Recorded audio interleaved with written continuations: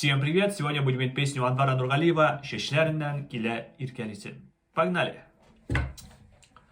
Seni uylab şolay o'tarmikan Yozim, ko'zim, qo'shim, şeylerim G'imlarni boshqa o'zdirmisha Qo'shilib biz jonim aydanlar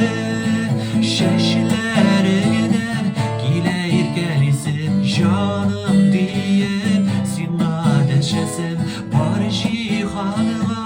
kila qishqirasin Barliq barlar şolay yaşasın Şaşlarından kila irkalisim Canım deyip senga adashasim Bor jihoniga kila qishqirasin Barliq barlar şolay yaşasın Жетмей миңа сенің қарашларым Елмайығың келер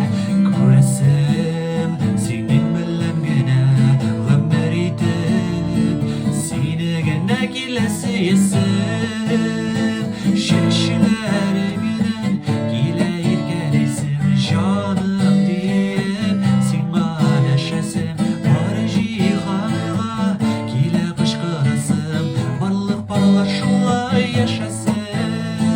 Şaşlarından kila irkalisim Canım deyip senga adashasim Bor jihoniga